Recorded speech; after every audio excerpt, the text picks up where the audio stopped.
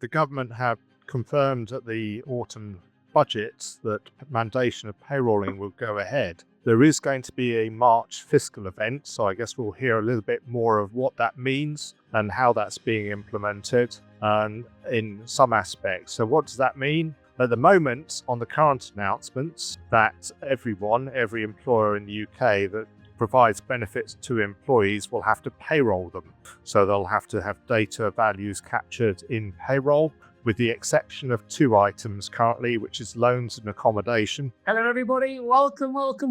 Happy New Year, if I'm still allowed to say that. But it is, of course, the first PQT of 2025. Delighted to be here again. As you can see, I am coming to you as host today from a hotel room. So if my signal disappears at any point, bear with us, because the experts of what this show is all about. We've got three absolute industry heavyweights with us on today's Payroll Question Time. And of course, there's some breaking news as well this week. So if you haven't seen the news that has been launched, we will be discussing that during the course of today's show. We're also going to be talking about some subjects which I know are always hot topics on PQT. One of those is talking about payrolling benefits in kind. So if you have any particular questions around that subject area, now is the time to get those stall caps on. Now is the time to start putting them in my questions box. So when we get to that section, I can ask our wonderful panel here their thoughts, and we can get their expert responses as well. We're also going to be talking about holiday pension reforms, other hot topics, the latest news from the SD Wellness Academy, and more. But before we get there, let me run through a little bit of housekeeping for today for those new to PQT. So we have, of course, got some pre-advanced questions that I will be asking our panel today. However, we want your input as well. So whatever your question might be about payroll, even if it's not related to today's topics, please do put it in the questions box. This is your show. So anything that's really troubling you, any challenges you have, if we think our panel can help you, put it in the questions box. We'll ask those in real time. We will also be running two polls today. So that's your opportunity to get involved. So when we ask you those questions on those polls, please do click the response that most highly relates to your payroll department. And we'll obviously share those results. And we'll talk about them as well with our panel. We are, of course, recording this session, so you don't need to be scribbling lots and lots of notes. We will send you the slides after the recording session has finished. And there will also be a survey. Now, that survey is super important. That's your opportunity as an audience to tell us what you want us to talk about in a future PQT episode. So there's a burning subject area that we haven't tackled yet, or maybe you want us to re-tackle something we've discussed before. That's your opportunity to let us know. And lastly, but by no means least, I'm going to read a little legal disclaimer for you all. It just says the presentation does not provide definitive answers to individual queries, and in some places takes views on matters which are uncertain. It is not intended to be relied upon in any specific context or as a substitute for seeking advice, legal or otherwise, on a specific circumstance, as each case may be different. Now, lovely to see the first question already pop into the box. Thank you, Marcel. I will get to that very, very shortly. Please keep them coming through. For those not familiar with myself, my name is Nick Day. I host PQT. Wonderful to be here. I've been in the payroll industry now for over 2 decades. I host the Payroll Podcast, where you can get an audio version of this show as well. We'll release that at a later date. I also run JGA Recruitment, which is a global payroll specialist recruitment firm. And yeah, delighted to be here, but that's enough for me. Let's introduce to the wonderful panel. We're moving from my right to left. Simon Parsons, can you introduce yourself, please? Yeah, good afternoon, everyone. It's good to be with you again. Simon Parsons, Director of UK Compliance Strategies at SD Works in the UK, entering into quite significant, I think it's 28th year here on the third sentence. So I've worked for the business a number of times, and fellow of the Chartered Institute of Payroll Professionals. It's good to have Matthew here from the CIPP. I have the Master of Science in Payroll Management, Chair Irene, and the BCS Payroll Specialist Group. Very, very specialist hands indeed. Moving of course from right to left, Richard George, my good friend. How are you doing? Yeah, hi everybody. Hope you're all very well. Richard George, Director of Education for Payroll Centre. Sadly, 39 years in payroll. Or not sadly, happily 39 years in payroll. Similar to Simon, still a number of consultation groups, Reward 300. All the good stuff like that. So looking forward to today. Fantastic. And of course, last but not least, the very articulate and wonderful Matthew Eckrick from the CIPP. Thank you very much, Jake. Yeah, I'm a Policy and Research Officer at the CIPP, part of the policy team responsible for making sure that all payroll professionals are kept up to date with everything going on in the payroll world, as well as trying to fight on your behalf with the government for the things that matter to you and impact your day-to-day work. Fantastic. Now, I had a sense that there might be a few questions coming in with today's topics, and I'm delighted to say we've had not one, but 3 questions come in. Please keep them coming. We're going to get through every single one of those questions in just a moment. Of course, they're going to relate to our first part of today's conversation. But let's find out what our topics are. So the first part today, of course, payrolling benefits in kind, employment allowances, statutory sick pay. We're going to be talking about holiday pay, pension reforms, hot topics. There's going to be a Q&A. We're going to talk about the SD Works Academy and a whole lot more, as well as that latest news element that I mentioned just a moment ago. And we will go to that latest news relatively quickly. But before we do, because I want to get through these questions, there's now 4 in the box, which is wonderful.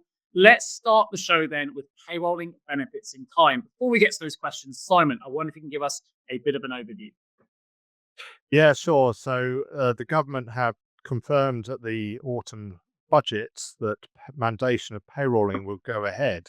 There is going to be a March fiscal event, so I guess we'll hear a little bit more of what that means and how that's being implemented in some aspects. So what does that mean?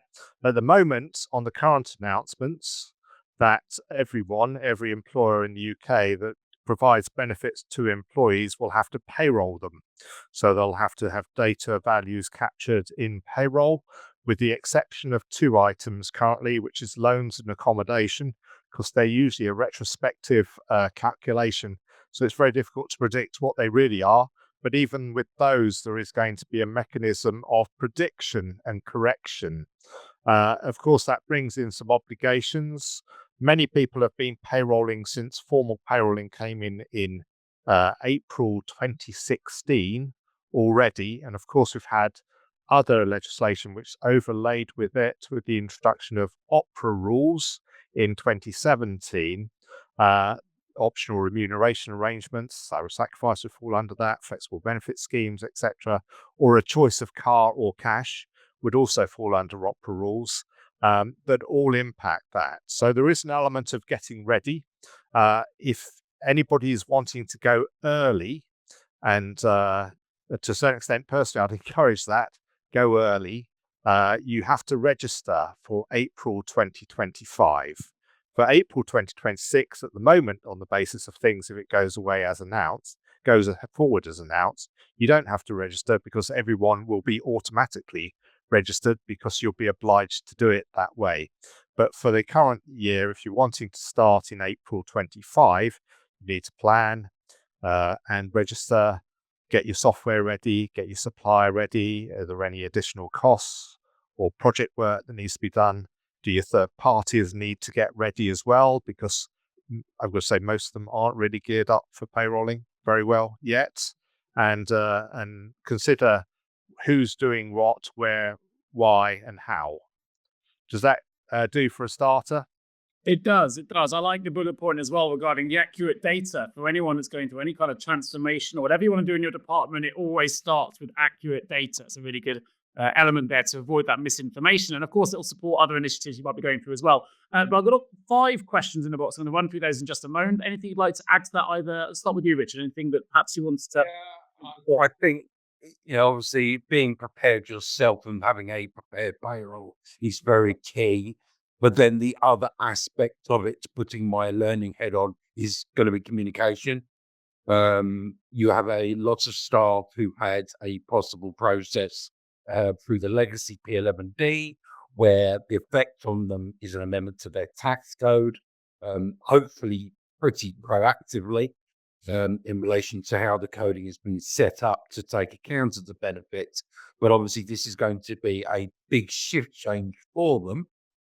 Firstly, in respect of the real-time scenario of the tax liability, especially in that first year of the benefit being received. So if you think about it today, if you give a benefit in a tax year, HMRC aren't even going to know about it till July after that tax year is finished, which therefore makes it retrospective, but realistically possibly up to 3-4 months. So there could be a crossover. There could be a period of double taxation, depending on the scenario, which you're going to have to support and be very considerate about.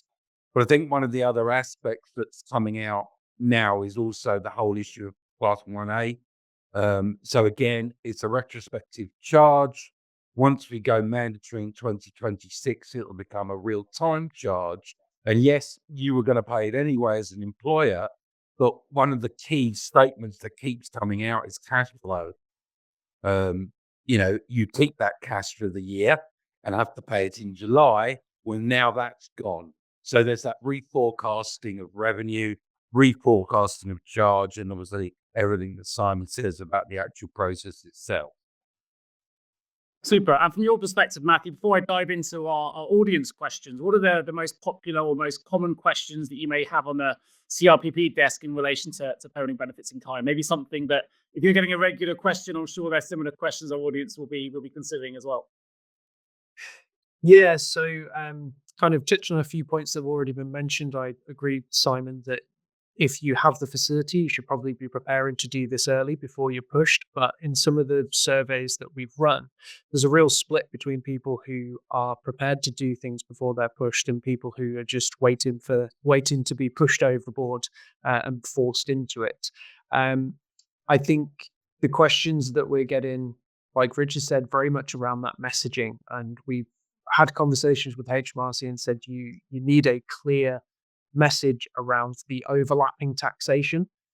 We've been really trying to stay away from the term double taxation because it is not double tax on a single thing. It is tax from 2 tax years overlapping with each other. And I think that is a real big concern from employers because they know that they're going to get some pushback on that from their employees when it happens, because no one is ever happy about having more tax taken from them than they thought they were going to have. So really firming up how you're going to transition into it with your employees is going to be very important. So I was going to say, Nick, we're hearing a lot from people about, almost possibly having to consider bridging loans.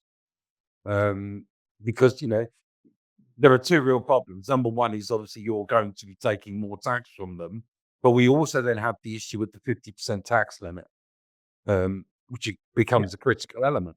You can only take 50% of somebody's paid tax. And if they're already a 40% taxpayer, if you're, and horrible phrase, but double dipping, the taxation on benefits that weren't being payrolled, there is a very high chance that you're going to go over it.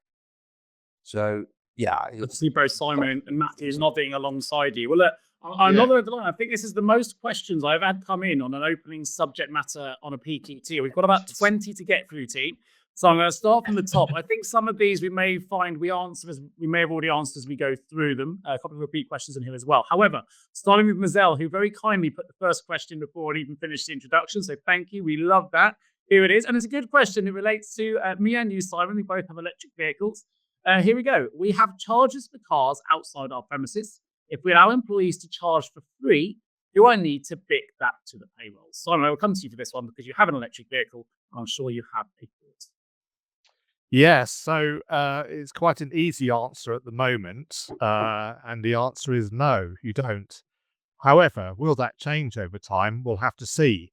But currently, in relation to company cars or provision of vehicles or things like that, electricity is not counted as a fuel.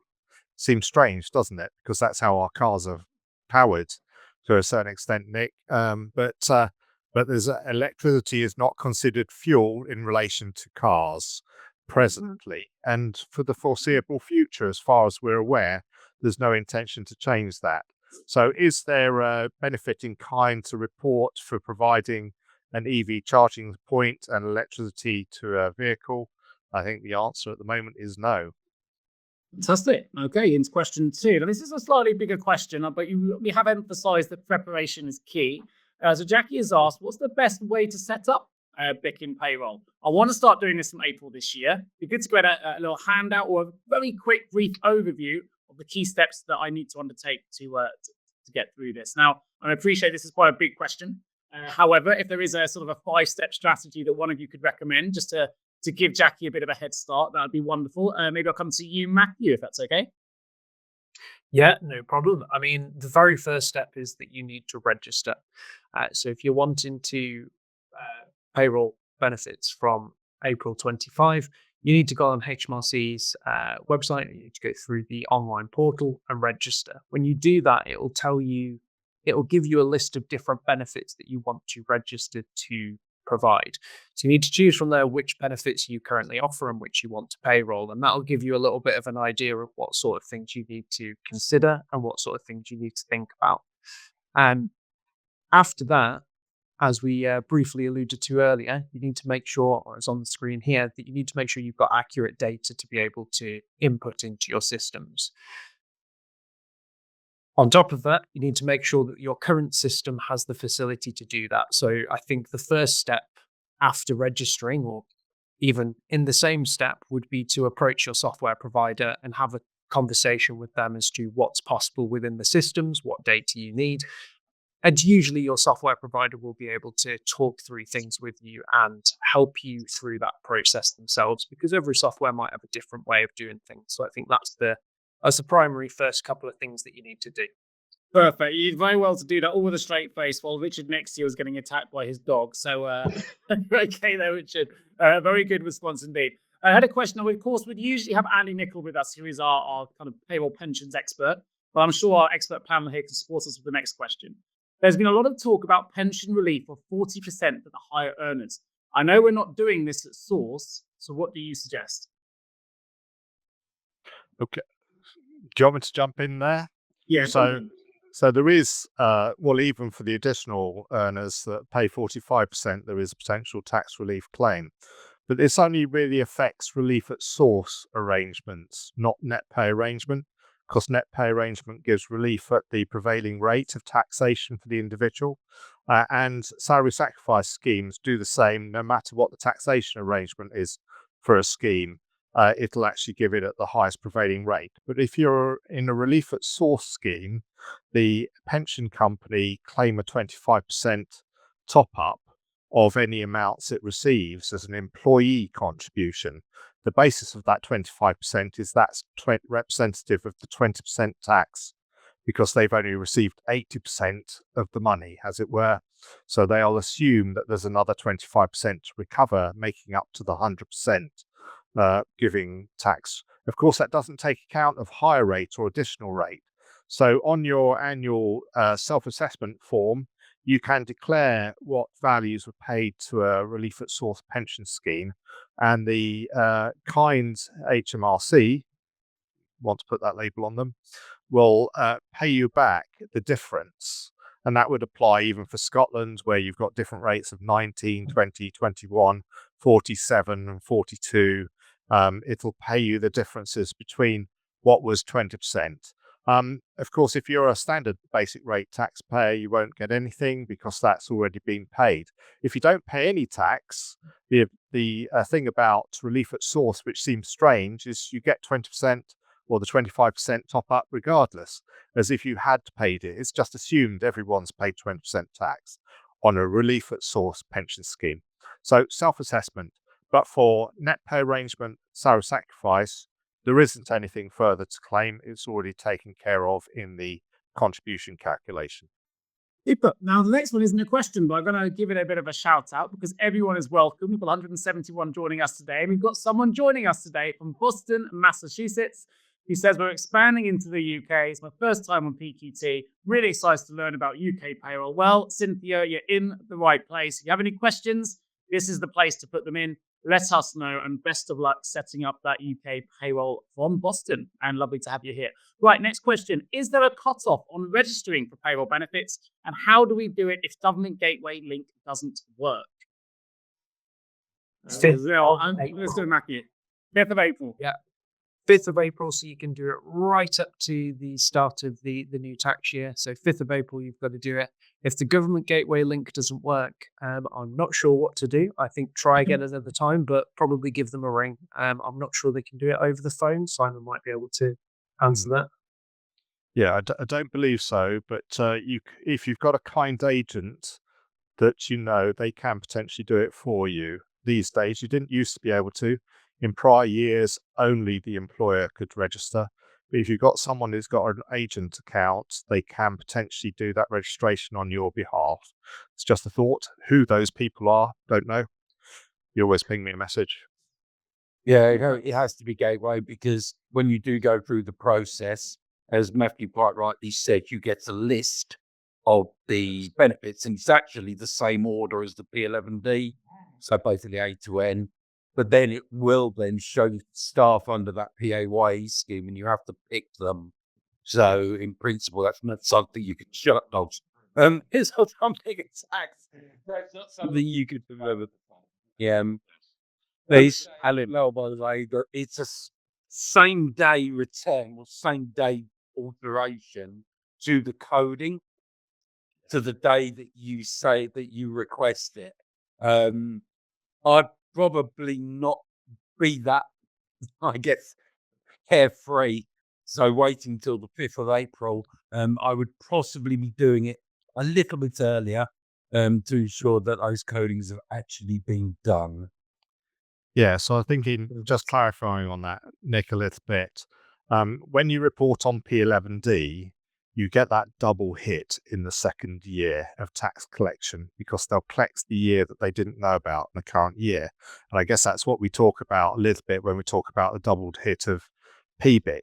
But PBiK, there isn't really. The double hit is just making sure that transition occurs. But even first year, if you're P11D and then you're PBiK, you may get that same effect. But that's only because HMRC didn't know about it before. When you register, when you first report on P11D benefits, they then adjust everyone's tax code in future years to take the collection of the tax of those benefits. So they don't wait for the P11D, they take it up front. By registering, it removes that upfront hit. And if you leave it to the 5th and you're paying early in April, it's probably too tight for the benefit amounts to have been removed from the tax coding. And those tax codings, generally, I guess just as a general information, the new year P9 tax codes start to be issued in effect next week. So in February. If it's not next week, it's the week after. So, yes. Very soon. Next couple of questions actually relate to some of those responses. Let me just run through those. And I thank you for those. I've still got questions coming in, which is fabulous. Keep them coming. This is your show. So we will get to them. Don't worry. Stay patient. Stay online. We'll get to every single question here. So next one. Will employees be impacted by the PBiKs in terms of tax deductions? Tax codes normally change around August for the previous year based on P11D submissions. And then we will be submitting additional benefits within that same period. I think it's similar to what you were just discussing. Then there's anything you need to add to that point, or we covered that? Yeah, but payrolling itself, I'd suggest, doesn't really cause the hit. It's the delay in P11D action.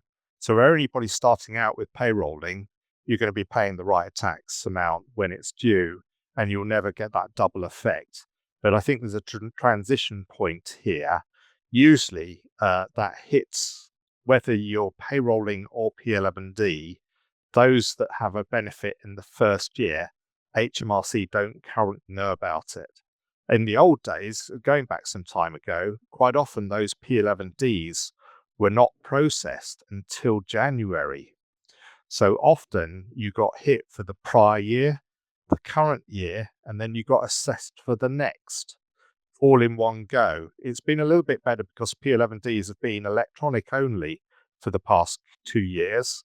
So you're getting probably a July, August, sometimes a September change point.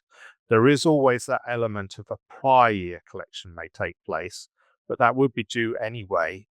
Eventually, it'll eradicate it.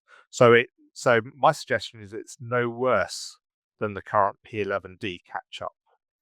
So another question we've had in from Carrie, and Richard told me to take this on. Will we still then have to do the P11D, B, brackets, when payrolling benefits become mandatory? No. Yeah, I think as Richard's probably shaking his head there, P11DB will apply to the 25-26 tax year. So that's the return that you have to do in July 26, but it won't apply to the return in July 27 because Class 1A is becoming a real-time calculation. Just I'll slightly adjust. I think there would still possibly, there's still going to be a P11DB for the phased items, though. There may be. maybe jump in and say, so from April 26, if you want to voluntarily payroll the loans and accommodation, you would still have to register for those, and then they would require a P11DB. But I believe we will be getting an amended P11DB that will just show those items. So it will be a much smaller P11DB. Super, and a thumbs up there from Simon as well. Next question: can you process cars through PBiks? Yeah, reluctantly, I'm going to say yes. And it's one of the areas that people find most confusing. So the car detail is fairly complex. There is actually a page on our SD Works guides on payhr.uk on payrolling cars, and it lists a little bit solutionized to us, but it follows exactly the HMRC pattern of data requirements. But if you payroll cars, there are three aspects. Often they're done via salary sacrifice. You need to take care of the salary sacrifice arrangement. If there is no salary sacrifice involved, or even if there is a car benefit charge. And a misnomer or a mistake I think many people have had over these past years is, of course, us being electric car owners, Nick, there is no company car charge for electric car. Oh, yes, there is. It's currently 2%. And from April, it becomes 3%. So it's going up 50% from April, and it goes up to 4% the year after. So there is a company car charge on EV vehicles, even via salary sacrifice, but that's different than the sacrifice amount. So sacrifice you've got to take care of. Then you've got the company car benefit charge, and then you're required to report the car details via payroll as well on the FPS, something we've had it came in from memory, I'm going to say from 2017, because it wasn't from the first year of payrolling. They had no medium for it. Then they brought it in voluntarily, and then they made it compulsory in 2018. I'm saying that from memory. So it's to replicate the P46 car form as well, Simon. And just you don't need that if you're payrolling, just it's going through, as you say, the FPS. Yeah. But just watch out. The values are different, because you're predicting an annual collection, whereas the FPS is collecting real-time results. The FPS reporting of the company car is informing HMRC what you think the total will be that you will collect through the life of the year. And of course, if they change car mid-year, you have to change that, because it will be wrong. So I think we've covered this, but because it's come in again a couple of times, and maybe the people joined us slightly late, we've got 173 on the show now. It just says, what's your experience of double tax in first year and the treatment by HMRC? Can we just clarify that one more time for the audience to make sure we've covered it off? Sure. I don't think it occurs. That's an impact of P11D second year regardless. Others may have a view. But because if you register for payrolling, the benefit charge is removed from the tax code. Generally, you don't have a double charge. The double charge is in relation to whether HMRC knew about the benefit in the prior year and are doing a catch-up. That occurs whether you P11D or payroll. It's just my thought. The other guys may have a slightly different view. We did a bit of work on this, Simon, and there is a hit group, and it's those that joined within the last 3 months of a tax year. Yes. Were the biggest hit group. So the whole point of real-time coding is that you are coded in real time. And for the majority of people on benefit, the case will be that they won't be being double taxed. They are just being charged in real time for the ongoing benefit that they receive. The issue, however, is there is a group, and it is that sort of last 3 months of the year group where they join you, where there is a high likelihood that there will be a lag in relation to the coding that they have, where in principle, and this is, I guess, the question here, is it isn't any different by going to payrolling, because they'd have been paying that even if it wasn't being payrolled. So in the majority of cases, they would already have been double taxed. The difference now is they are seeing it in real time on the pay slip. So I think it's more the discomfort of the process rather than a change of process. But, as an employer, as I mentioned earlier on, you've got to be considerate to them. And as I said, there are employers that are thinking about, rightly so, possibly giving them short-term bridging. It's really just support, but it's all then about the communication you have with the member of staff and wording it correctly so they appreciate that it isn't really a change per se to how it would have been. It's just the model now and structure of it that's changing. So you got something to add? I'd just say absolutely agree with what Richard and Simon have said. And my personal sort of recommendation is exactly what Richard said at the end there. Be really careful with the wording. I really do encourage people to try and call it something like overlapping taxation, or to really keep them distinct in terms of they are taxation for different things, rather than saying double taxation. I know it's a very easy trap to fall into because you're being taxed twice for something, but they are distinct, and being strict with yourself in how you name it should help you to explain that adequately to employees who are definitely not as up to speed with all this as you will be. So if you can help them understand that, it's going to help you and get less queries through. So just bear that in mind. Thank you for everyone's putting these questions in. I know some of you have been waiting sort of 20 minutes. We haven't got to your question yet, but rest assured, I will get through them. We knew this would be an interesting subject area. And, if you've got a question, you put it in the box, there's a chance that someone else on this webinar is thinking or has the same problem as you. So thank you for your patience. Let's get through it. I've got a really interesting question coming up, actually, which I have my own personal interest in its response. Before we get there, though, an observation comes in saying, sadly, some of our employees are getting the tax code changes now for BiCs from 23-24 tax year.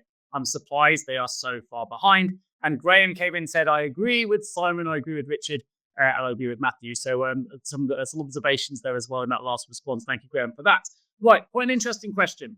Are there any updates regarding directors only receiving minimum level of earnings to count as qualifying year for pensions for having high level benefits such as car, PMI, etc.? Because there won't be enough to cover the tax due. Let me come to Matthew for this one. I think it's a nice question to come into the CRPP anyway. What would be your response? So at the moment, the answer is no, we don't have any of that information. To be brutally honest, we have had a lack of information totally, to be honest, about how some of these things are going to be properly enacted. So I think we're waiting on further information from HMRC. We've spoken to them specifically about things like the 50% tax, which is what is going to be causing issues with directors, etc. So they understand that there's a need for better guidance in that area. They said that will be forthcoming, but really we are waiting now for much more information from HMRC and how. And I think you can take this question into so many different areas, because another one could be, what happens if a lady goes on maternity halfway through the year?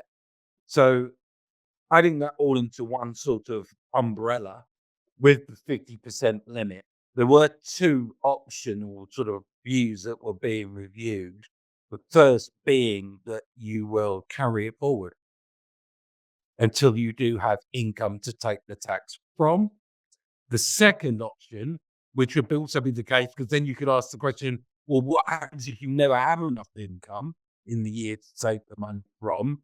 And that then makes it a situation where you're reverting to the P800 process.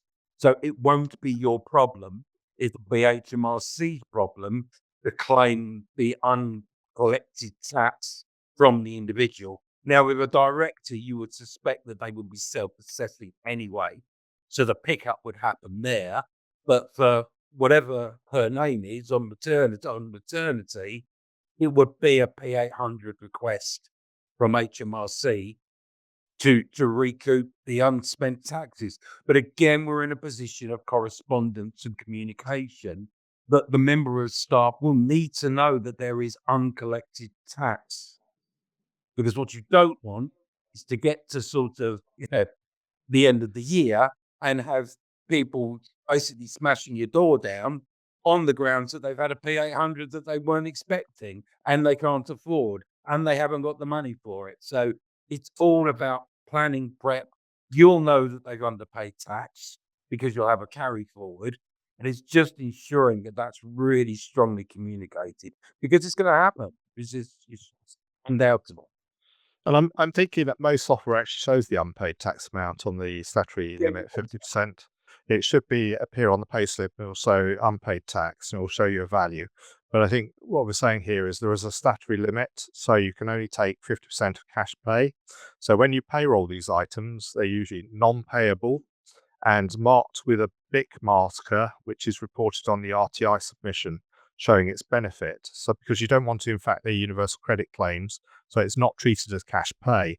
But the 50% limit of taxation doesn't apply to the BiK, it applies to cash earnings. So you may have unpaid amounts, but what's the result? Well, the result is those collections. I mean, we don't know the detail, Matthew, and we've spent lots of time talking with the people as well, because I think they're thinking they're going to get this real time. The reality is, at the moment, as I see it, they'll operate exactly the same way as P11D. You'll get a tax bill to pay the bits that haven't been able to be collected. But that's what happens today. Very interesting. Some observations from the person posing the question to Villa, and she said, I like that approach, Richard. The key for payroll should be report accurately in real time. There's between HMRC and the EE, but it's always payroll got it wrong when it comes to it. And in relation to what you said, Simon, said not all payrolls, it needs to be covered by HMRC or system requirements. So, it's a great question, by the way, and I think thank you for bringing it in there, because it's challenged our panel, and it's obviously people are enjoying this. Our attendees have gone up by 10 as we've opened up this subject. Almost 180 of you now watching. So if anyone is new to the show, if you have a question around PBiK you want us answering, or about anything in payroll, you put it in the questions box. Well, let's run through some of these. We are starting to work through them now, which is great. Thank you for your patience. Next question. If the weekly worker has 2 jobs and applies for SPP for 2 continuous weeks, in one of them, can he work in the second company as normal or use his holidays? Shall I jump in on that one? So, Well, I'm going to say, if the jobs pre-exist, then yes. If the job doesn't pre-exist, in other words, they've taken SPP to go and start another job, then I don't think they qualify for the SPP.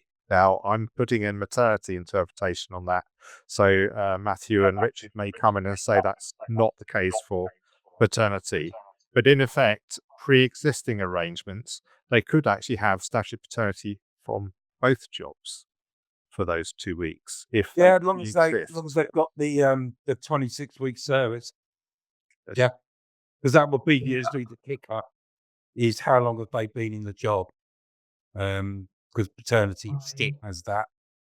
I have a feeling that the second job starting during the period of leave applies to maternity. Yes. Not sure if that applies to paternity. Obviously, there's a lot of things that apply to maternity, alabaster, etc., that don't apply to other parental leave. So I would need to check that. But the basic answer is, as long as you qualify at the start for both positions, then that should be fine. Yeah, So you've got parentals, Nick. You can if you're pregnant, you've got 2 jobs and you qualify in both because of your level of learning and level of time with them. So be it. So, but what some people sometimes think is that they can therefore end their maternity. Well, no, they can carry on with their S&P and take on another job instead. no, that's very Because different. when you do that, your maternity ends for them all. So it's got to be a legacy role that you are fulfilling. Yeah, good to make that clarification. Excellent. A little bit of an observation here. We've been payrolling for clients for many years. The biggest change for them is the Class 1A, which will need to be paid through the payroll. So we need to manage cash flow. Okay, question in from Sarah. How do we record the BiK tax for a late leaver notification, i.e. someone left on the 18th of June, but we weren't notified until the 5th of July? Yeah. Richard. Jump. Yes, like any other payment after leaving. The real key with benefits, where possible and where necessary, is ensuring that the prorated benefit cost to the day they leave has been calculated and shown before the P45 is issued. That is the key here. However, there is always going to be a scenario possibly where you don't know about it, because obviously all benefit providers are really quick at giving you all the information you need. Might see a bit of sarcasm for today. So that could happen. So yes, it'll be an additional FBS that would need to be fulfilled and sent to HMRC, as it would for any form of adjustment after the P45 is issued. Exactly. So the next regular FBS submission would be fine, or a later FBS submission if that tax year correcting the year-to-date value applicable will do it. Okay, super. Next question will come to you then, Matthew. You're waiting patiently over there to my left, so one for you. Salary sacrifice, pension and pay in lieu of notice because of redundancy. Can pay in lieu of notice be put into a salary sacrifice pension scheme when an employee is made redundant so they don't pay tax on it? Employers have been asking, and it's been suggested that they can't due to PANP rules, and I just wondered why not. Very good question. I'm gonna rely heavily on the legal disclaimer at the start. I don't think you can. I'm going to agree with the advice they've been given. I don't think you can sacrifice it in, because it's pay in lieu, not pay. But I would have to take that away and have a look. I mean, if Richard or Simon has any contradicting information to give, I'd welcome them to give it. I'll put something in the fire rather than it being a sacrifice, an AVC. Yes. Well, exactly. There's two elements to this, Nick. I think the answer is it can. Yes, as long as it's unless it's a decision after the fact that it's available for them. So the PEMP value would be subject to tax and NI. Could they salary sacrifice that? So don't get the pile-on, but they get an employer contribution instead, if that's contractually arranged. Yes. That's my suggestion. And as Richard's suggesting, if it was subject to tax, you can make a employee pension contribution which give tax relief, but it wouldn't give national insurance relief necessarily. I believe we might have had a similar question like this through to our advisory service, and I hope I won't speak out of turn. I believe we came to the conclusion that because you could not contractually sacrifice that amount prior to knowing the amount, that's why you wouldn't be able to sacrifice that into as a sort of payment. So actively sacrifice your income in return for the benefits. Right. So, as you said, it could not be done retrospectively. No, but it could be done before the amount's due for payment. So it's when the amount becomes available for the use of the individual, as long as it occurs before that point.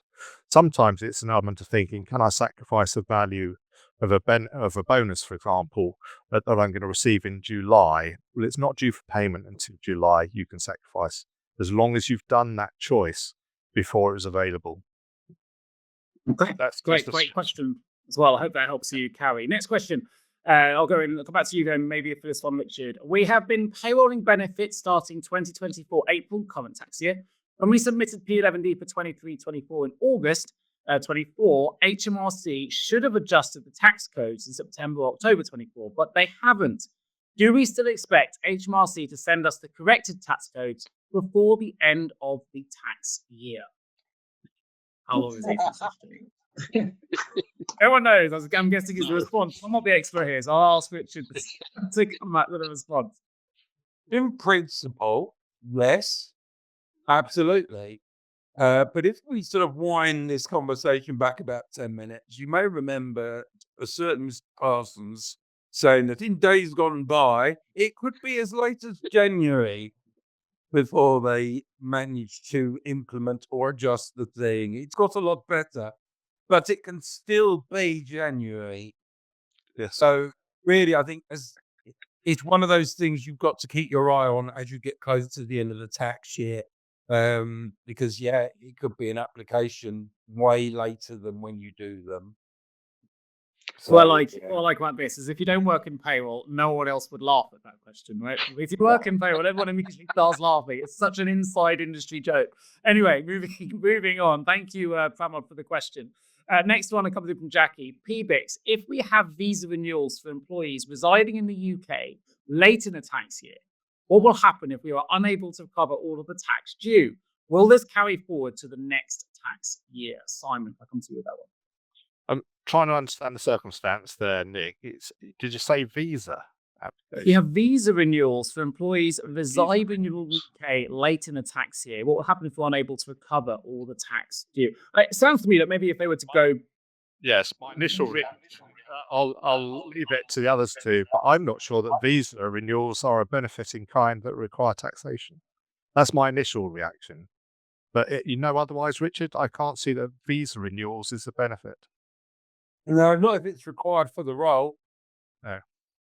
Matthew? Maybe read it slightly differently. I was probably thinking, aside from the visa renewals, if they've got tax to recover and the individual that's perhaps unable to get the renewal has to go back to their country, unable to reside in the UK, and there's tax due, how do you recover it? That's how I read it. I could be incorrect. Yeah. Well, on that basis, you report the benefit value on the FPS without the tax recovered, and then it becomes an HMRC activity to collect any underpaid tax. In the same way as the 800, because at the moment they could have been back for 9 months in their country, yet you reported P11D in the July. HMRC, first they know, they'll start recovering it. They may never got the money, I guess, is a challenge there, but that's a challenge now. Yeah. Well, funny enough, and going back to the previous question, someone's come in saying they've just sent us our tax code changes now. Maybe they're watching this webinar. Maybe they've been inspired to send them out to HMRC people watching, and you go, "Well, everyone listening is going to get their tax code changes." Like the old days, isn't it? But it's just also say the irony is the HMRC are late sending us the tax codes, but they fine us if we're late doing it the other way around. I know, and it's. Well, the oddity about that one, Nick, is quite often you would get a tax code issued on the 20th of March, and because you hadn't applied it to the March payroll, which ran 3 days before, they'd applied Determination 80 on the employer for failure to collect the tax, which was impossible. But years ago, they used to have a tax code blackout period. It used to be about the second week in February, so it stopped. But when RTI came in, they will issue a code on the 30th of March expecting you to apply it in March, which is odd. I think they've grown up a bit to the extent of not expecting you to actually apply it, but they still occur. Okay, good. We're almost through these. We've got someone else to get through in PQC today. Thank you, everyone, for all this participation. I'm going to come back to you in just a moment because we're going to go to a poll relatively soon. So a few more of these to get through, though. The question comes in here from Jackie. It says, let's have a go. No, sorry, from Rebecca. If I have a benefit in tax year 1 via P11D, but in tax year 2, my benefits are still not payroll, HMRC adjust my tax code to account for my benefits in tax year 1 and the expected benefits in tax year 2. Thumbs up. They do. Yeah. That is correct. And so that's why I suggest that actually moving to payroll makes absolutely no difference, really. An observation, I won't give the software provider away because I'm not sure if I should. I'm just going to read what this out says here. I think software provider continues to add the BiK during LOA, so it is included in taxable pay, and we allow tax refunds during unpaid LOA. So the likely problem is relatively small. So I think it's a bit of an observation, really, rather than. Beata says, thank you very much for answering her question. We're almost there now, guys. We're really there. We have employees that will qualify for SMP brackets EWC's 11th of May 2025. However, the individual is leaving the company voluntarily in March. We understand we are still obliged to pay her the SMP. We intend to do this as a lump sum in her final pay. Should we use the current tax year rate of SMP or the rate for 25-26? Simon's laughing. I'll continue. Yes. Well, you need to pay the rate applicable for the leave periods that fall. So for sometimes when you do that, you won't know what that rate is because it's not announced until November or December. So if you're paying a lump sum, you may not know, in which case when you do know, you need to do the top up to recover it. And you can still recover your monies. But for the weeks that fall in the old You pay the old rate. For the weeks that fall in the new, you pay the new rates. Can you pay those up front as a lump sum? You can. Yeah, can I add to that, please? It has to be an agreement with the individual to pay the lump sum. You can't demand it. Number two, we're back in my world of correspondence and communication again. The net effect of the bulk S&P payment on the individual can be quite big. Number one, national insurance liability. By paying in bulk, you're paying all the national insurance in one period, which means only one primary threshold. Number one. Number two, have they got a student loan? Because remember, student loan will look at all nickable pay in a pay period. So the likelihood is you will massively escalate their student loan payment. Number three, universal credit. Universal credit is calculated and based on a period of time where pay is received. If all of a sudden you multiply their normal pay by about 6 or 7, it's going to have an enormous effect on universal credit. Now, they may be fairly happy with this. They may not have universal credit or student loans, but they must be made aware. Super. If anyone watching this had any doubts about the credibility or expertise of our panel, there it was, summarized perfectly by Richard. Listen, we've had this slide in front of everyone for a long time. We've gone through an awful lot of questions. Thank you, everyone, for your participation with those questions. But let's move the conversation forward to holiday pay, where we are going to run our first poll as well in just a moment.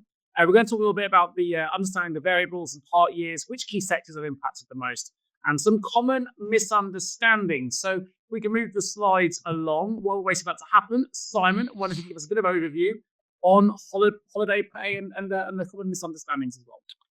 Yeah, sure. So I think the reason for highlighting this is because a lot of holiday years will start on the 1st of January. So they won't have qualified for the changes to the working time regulations, which came in on the 1st of January last year, but applied only for holiday years starting the 1st of April onwards. So now there's that cycle of a whole bunch more can apply a change to their rules. And that's in relation to variable hours workers or regular hours workers and part year workers. So in effect, you can operate what they call new holiday accrual or rolled up holiday. Some will say, hooray, the old 12.07% is back. It is different, quite different, because the old 12.07% tended to be based only on contract or base pay, whereas this, within the protections, it applies to all pay and all hours worked, including overtime or extras or training, etc., the 12.07%, or it could be higher because that's the minimum. Will apply. And there are added protections for those who are on sickness and on statutory leave, such as the things we talked about, SPP, SMP, SAP, SHPP, whatever.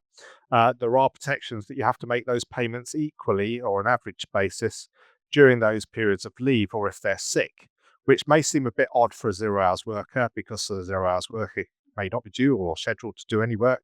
They go off sick, they may have an entitlement to have an accrual for holiday or a rolled up holiday pay. Now, I think what this is illustrating here is that there are 3, therefore, holiday calculation methods that can be operated. For those that are regular, irregular, or part year, you can do the 52-week average. However, employers may choose for those who are regular and part year to do rolled up holiday or accrual basis, but only the regular contracted employees you can't apply those methods for. It's still 52 weeks average earnings. Those are my initial thoughts. So it's an element of, if you've changed year, you had the opportunity to change if you had 0 hours or irregular hours or part year workers. A part year worker isn't someone who starts and leaves mid-year. They have to have had a period where they're under contract but not paid. Yeah, obviously the biggest effect realistically is education, as you'd imagine, because it's turn time working. which is classified. But I think a lot of people haven't quite realised what part-year working could properly represent. So if you think about what it actually means, it is somebody who is on a contract through the year with the employer, but doesn't work every week of the year and therefore is not paid for every week of the year. So it isn't just term time. I'll give you an example. I used to work for a coffee brand. That coffee brand employed a huge number of students. Those students could well be at a university away from where they live. And therefore, when they were at university, they worked within the coffee shop. The problem was, therefore, however, that during Christmas, Easter, and other holidays, they'd go home and therefore not work at the coffee shop during those periods of time. The coffee shop know they're coming back, and therefore they don't take them off the payroll. So they are on the payroll for the year. They are contracted for the year, but there are weeks in the year where they're not working in the coffee shop or being paid for. So even though it's a very different scenario to term time working, it's the same situation. So I think the net effect is on probably quite a lot more people than people might initially consider. I think it's probably where I'm going with that one. Yeah, I think it highlights as well some of the different sectors that are impacted the most. Anything you'd wanted to add to that, Matthew? Just a clarification of the way that the regulations are worded did initially causes a little bit of confusion. As Simon said, you've got someone who's contracted for the full year and has periods of at least 1 week where they are not expected to work and they will not be paid. Now, initially, there were some people that said, actually, does this exclude term time workers if you spread their pay across 12 months? HMRC did come out and clarify as part of the guidance that even though you may have spread the pay across 12 months equally, that pay does not relate to those months equally, and therefore the weeks that they don't work, they are still not paid for as far as HMRC is concerned. So it does still cover those term time workers. It would have been strange if it didn't, seeing as it was all based off the back of Harper versus Brazel, which specifically was a music teacher. But just to clarify that. Super. Okay, well, let's get our audience involved. Let's run our first poll of today. The first poll, so a chance for everyone to have some feedback. I had a couple of questions coming as well, so I'll run through those as we run through the poll. The poll today is, are you changing to new holiday methods? For those in audio, 4 options here. Yes, we have irregular workers. No, we don't have irregular workers. No, not changing our approach. And yes, already using new methods. Now we've got a huge number of you joining us today, 173 of you. So if you get all of you responding to this poll, that would be fantastic. And while we're doing so, we've had 2 questions come in, which I'm going to pose, and we'll obviously comment on the poll results as well in just a moment. First question is one that I can answer. Unfortunately, I missed the first 20 minutes due to a computer updating. Can I get a recording of the webinar, please? Just remind everybody, you will get a copy of the recording, the slides, and a survey sent to you after the show. And of course, the episode is also going to be released on both video and audio formats on the Payroll Podcast. So you can follow it on the YouTube channel, Payroll Podcast, or on any of your favorite audio platforms. It's usually released about 5 to 6 days after today's recording. So if you prefer to watch or listen, it will indeed be available. So please do subscribe to that. Little plug for the show that I run anyway. But also you get to hear our wonderful panel all over again. Second question, we have monthly paid colleagues, paid overtime, additional payments on top. We understand that we need to use a 52-week reference up to 104 weeks for holiday pay. But our employees can book holidays in hours. Do we calculate the average of additional pay for the last 52 weeks and then divide this by the current contractual hours to get an additional hourly rate to pay for holiday hours booked? A lot of the guidance talks about weeks, but typically employees don't book holidays in 4 weeks. Is there any alternative for monthly workers rather than taking into account the 52-week average? Obviously, they put a star in here that's in relation to salaried workers. Simon, it's quite a complex question. One, if you could take that one on. Yeah, the regulations are not very good in telling you what to do for a monthly. It is based on a weekly basis. Some of the newer regulations may cover principles on monthly, The other challenge, I just mentioned it, is that strictly speaking, you're meant to include all earnings, whether you paid it or not, up to the prior Saturday to the leave in the calculation, which instantly we'll just throw our hands up in the air and say is actually impossible to do in the timeliness that you'd need to for the payment. So quite often, many will take a pragmatic risk-based approach of taking the prior 52 weeks that it can recognise, which might be 12 months divided by 52. You could say there are more than 52 weeks in a year. Well, that gives it an element of generosity and use that on the extras only and pay that. Now, the comment in relation to hours, the problem with hours is you need to know what entitlement is being used, which equates to weeks. And that is even a requirement in the Department of Business and Trade recommendations is they don't care how you do it, except the holiday has to represent 5.6 weeks. So the best way for that is to have a fixed basis. So you could use the contract hours and do the averaging based on those contract hours. So that 1 hour represents, for example, if it was 35 hours a week, I think as you suggested, 1/35 of a week's entitlement used, you pay the extra. It's just a suggestion. Does that follow strictly with the regulations? No, but I think it's a pragmatic approach, Richard. So while you've been speaking, I've been pulling up a slide because I didn't want to say the wrong thing. But we were talking about this a couple of years ago. So this is bays. So if you are monthly paid, it's not quite as simple as looking at 12 months pay, because 12 months pay does not equal 52 weeks. Bay's statement was that employers should be calculating weeks' earnings by using the records of hours worked in each whole week. It may be necessary to use an average hourly rate to estimate a worker's rate of pay. So the calculation they have used was monthly pay divided by hours worked in the month to get an average hourly pay, and then average hourly pay multiplied by the hours worked in a week to get the weekly pay. And that was Bayes' thing. So if it wasn't enough. Correct. Do you know any system that does that, Richard? Sorry? Do you know anything that does that? No. Yes, pen and a calculator. Yes. So the same basis as if you want to identify hours in the week is to, yes. So there is an element of coming up with weekly values on that basis. So there is a pragmatic choice of what do you do. But Richard's quite correct. But the methods that people suggest often on these fluctuating hours don't work or align with that phase, which is now DBT guidance. Okay, well, we've got a couple of other questions. I'll go to those in just a moment. Let's have a look at these poll results. Thank you for the 81% of you that voted. Hugely appreciated. Let's have a see the results. We've got 13% say yes, we have irregular workers. 48% say no, we don't have irregular workers.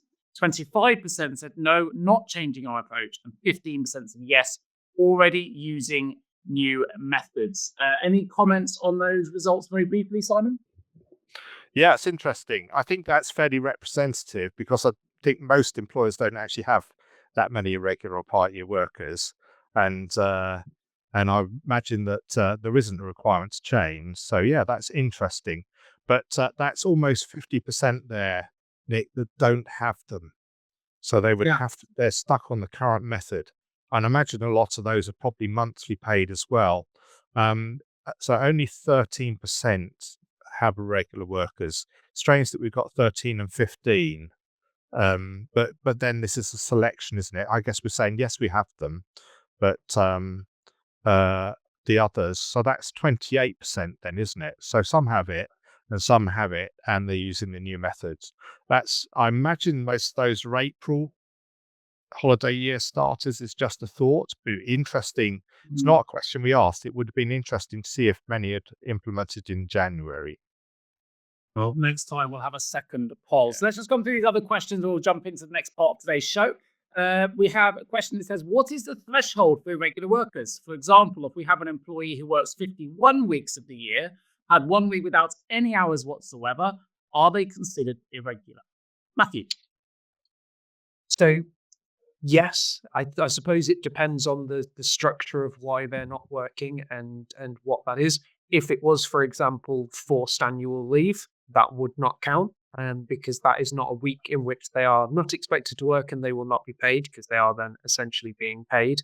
But yes, the definitions do state a period of at least a week, purely because that is the smallest payroll reference period allowable in law. And as long as you fulfill that criteria of having 1 week not paid, not worked and not paid, then yes, they could qualify as an irregular hours worker.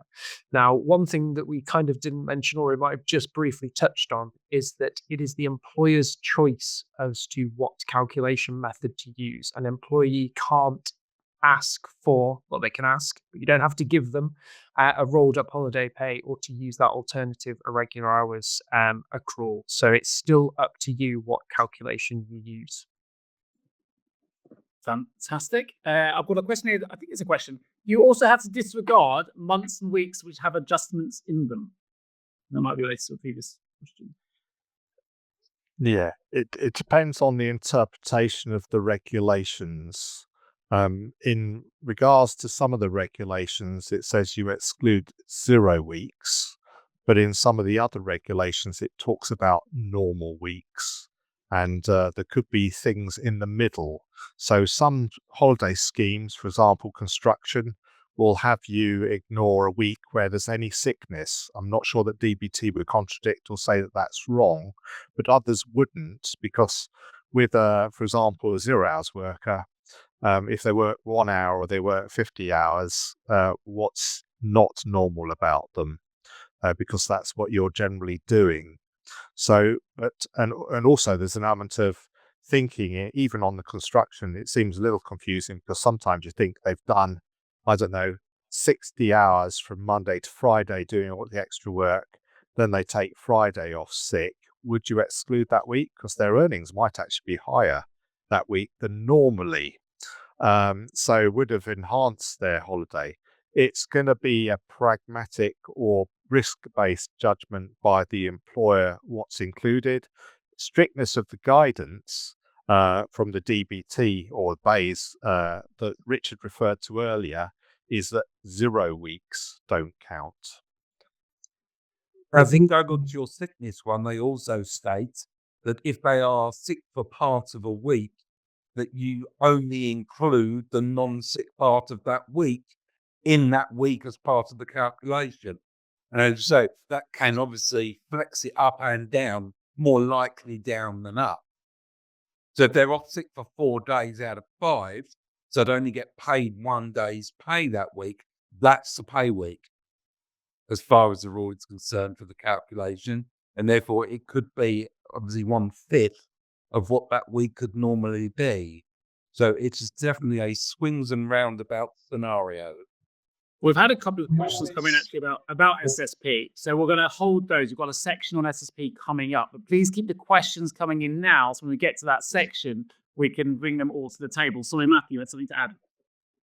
I'm just going to add, we always get questions on what weeks should and shouldn't be included. And the thing I always try and get people to remember is that the regulations tell you a minimum that must be paid, not necessarily what must be paid.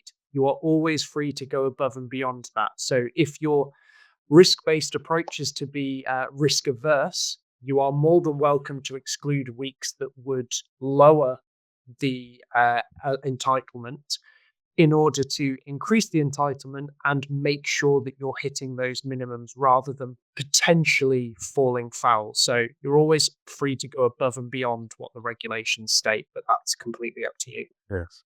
And that's an interesting comment that Matthew's made. And it's just a reminder, because sometimes we think the regulations are convoluted and confused, therefore I'll do what I like.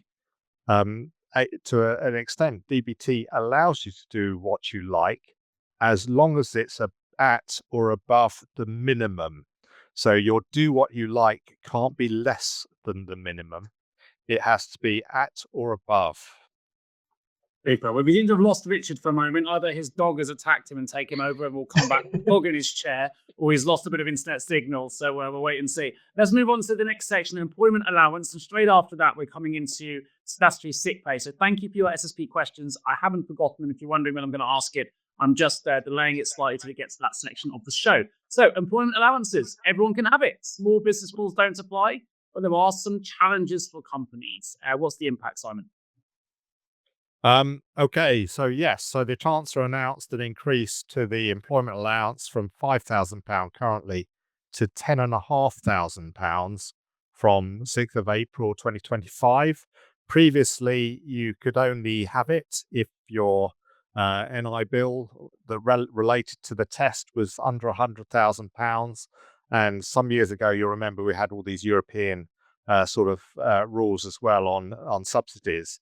Now it's available to everywhere. A lot of that goes to one side. So pretty much all employers are entitled to the employment allowance.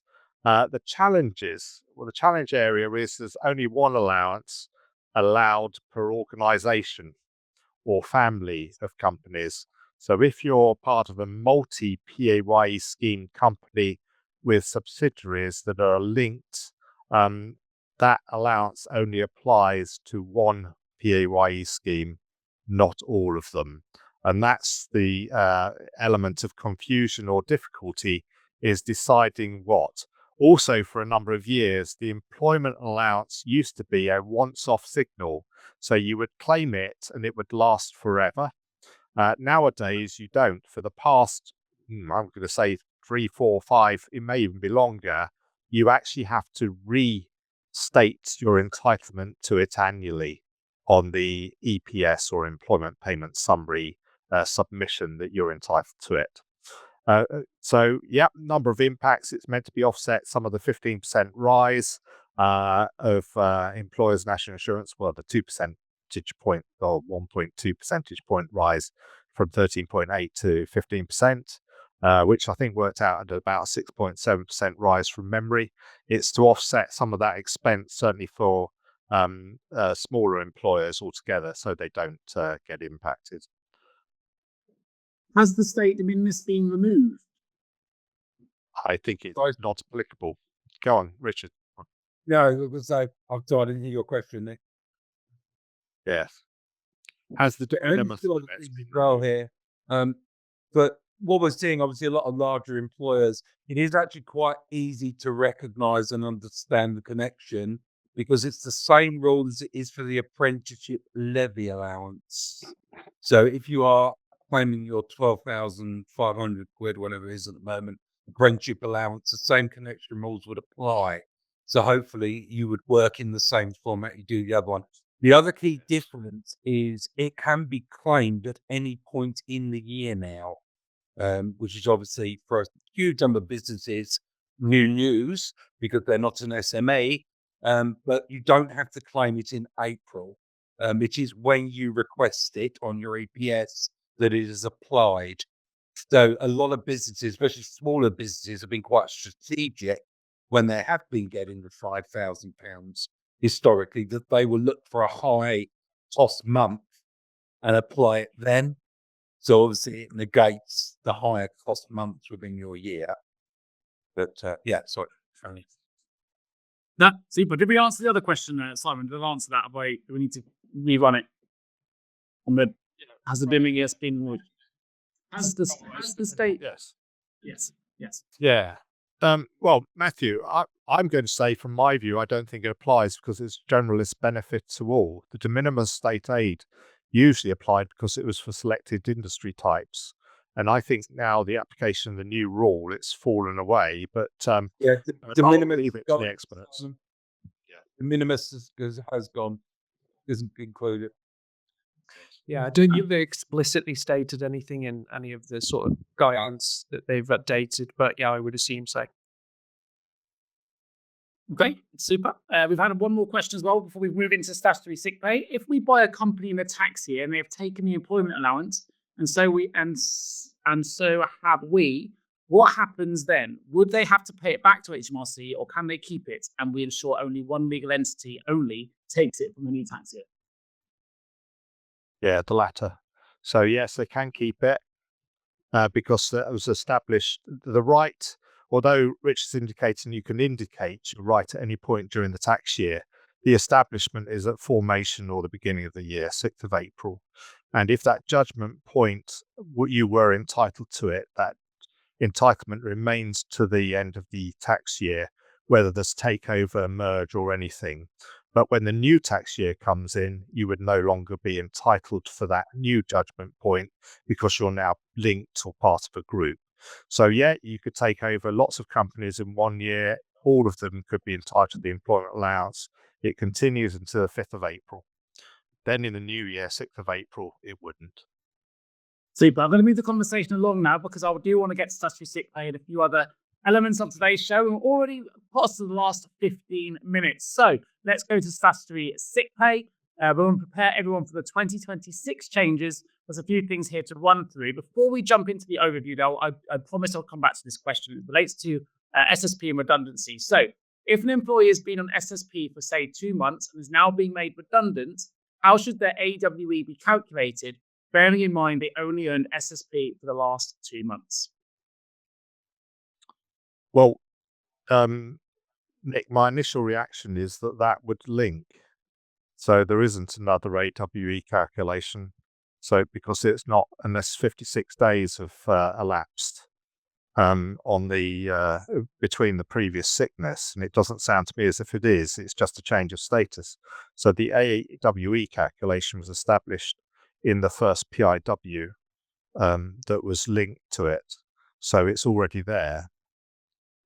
Or have I misunderstood the question? And I'm probably looking to Richard and Matthew on what they understand. Because within 8 weeks, all the work's already happened, and it has to be the same, even if it isn't. If that makes sense. So if they had an AWE and a calculation done during the first period, they come back to work and change their hours, change their pay, whatever. It makes no difference because of the link. You still use the rules applied to the first linked sickness. So, Hey, good. Matthew, I'm going to come to you to give us a bit of an overview here. You're always very good at articulating complex rate changes. So I wonder if you can give us a bit of an overview of the 2026 SSP changes, percentage rate analysis, and a little bit more information about the LEL limits as well. Yeah, so currently we're waiting on government response to a consultation to strengthen statutory sick pay. And the key elements of that is that they want to get rid of the lower earnings limits that everyone qualifies for statutory sick pay, as well as get rid of the waiting days so everyone will qualify for statutory sick pay from the first day of their sickness. Now, as part of the consultation, they want to essentially decide on a percentage rate that statutory sick pay should be paid for those low earners, because the government doesn't feel that it is right to put the burden on employers to pay more than someone would have been earning should they have been working. Now, within that consultation, they gave some estimates between 60 and 80%.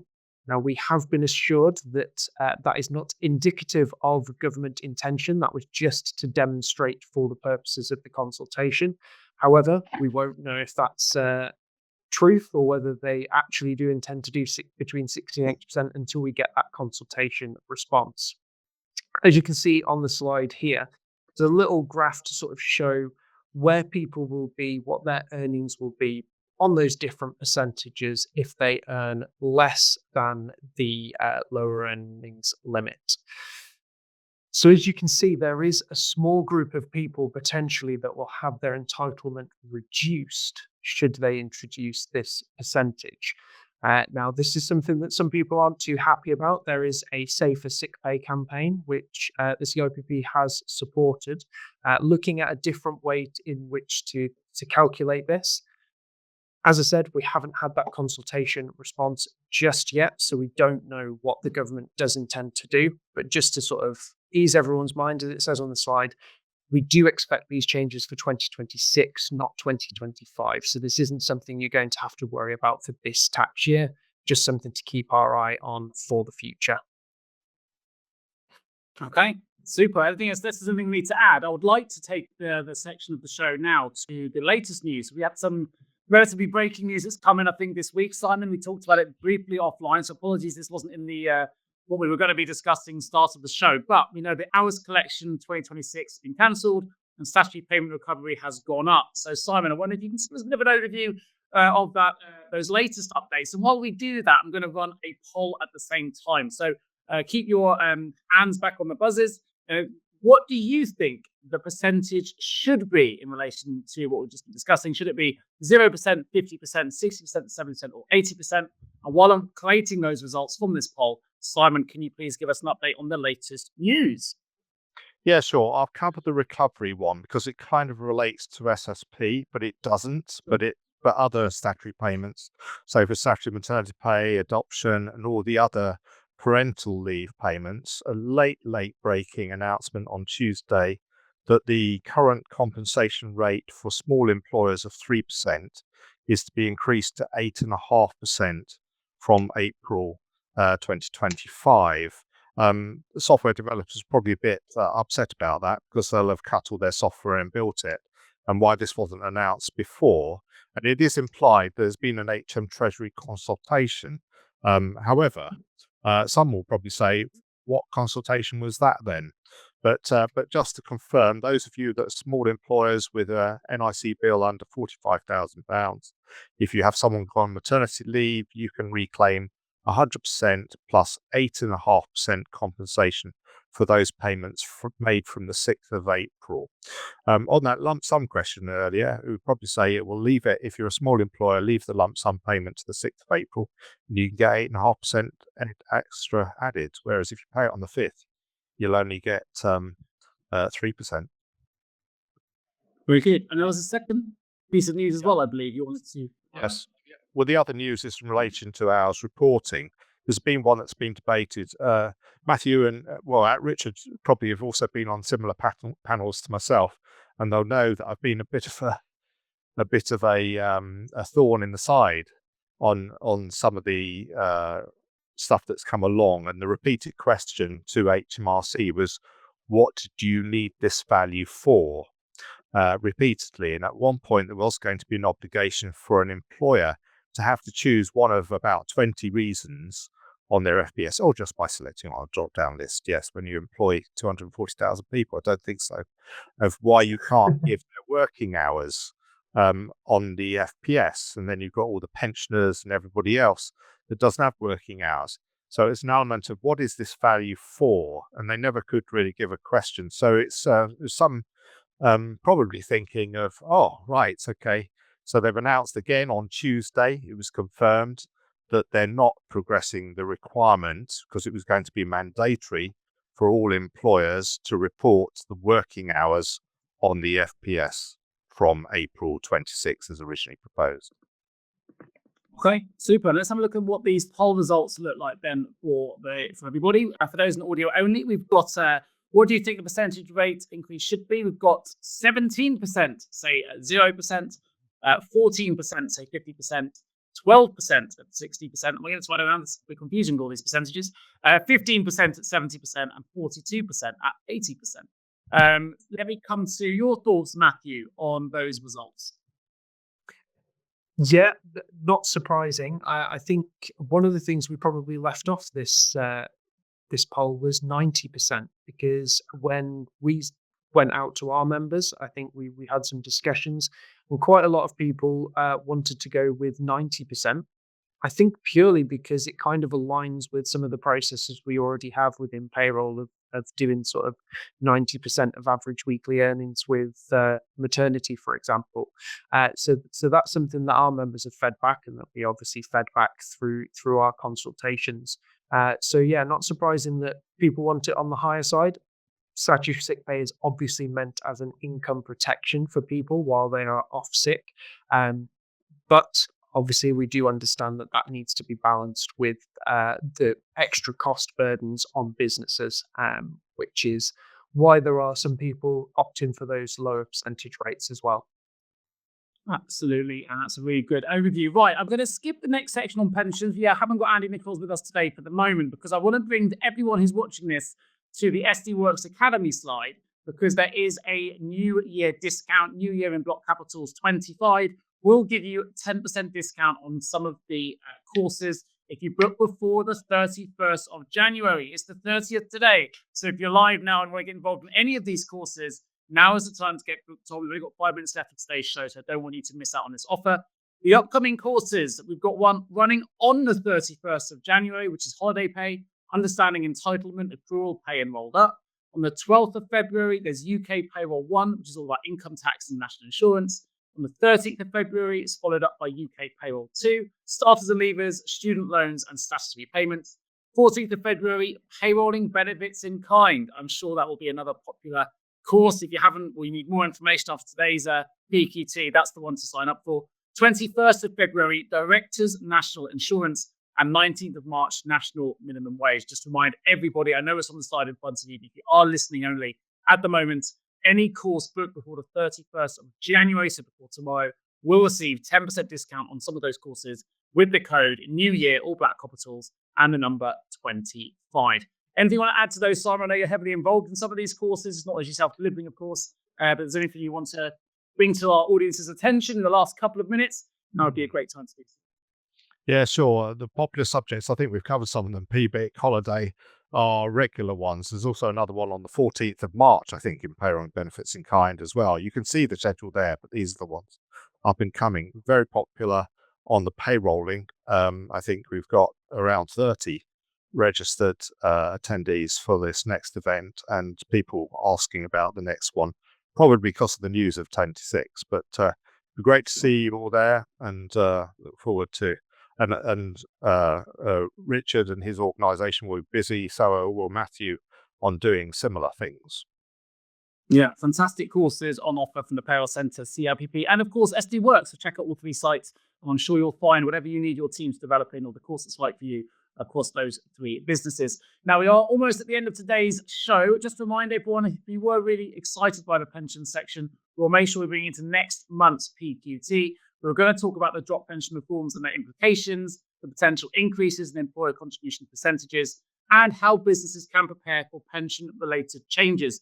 So if you have any pension inquiries or questions, get them prepared for next PQT, which will be on Thursday, the 27th of February. You can sign up at sdworks.co.uk/PQT. It's going to be another fun packed show. Remember to fill in the surveys. Tell us what you want us to talk about. That pension section will be involved. There'll be other subjects as well. And of course, we'll always be bringing you the latest news, the latest changes and developments that happen between now and then. I want to take this opportunity to give a huge thank you to our expert panel today, to Matthew, Simon, and to Richard. And most importantly, over 180 of you at one point joining today's show. Thank you, all of you, for all of your questions, all of your insights, all of your comments. We can't run this show without you. So thank you for attending today. You will be sent a copy of the slides. If you still need more information, look out for the Payroll Podcast, where this show will be released once more in about 5 to 7 days' time. I've been your host. My name is Nick Day. Look forward to seeing you on the 27th of February for the next edition of PQT. Thanks, everybody.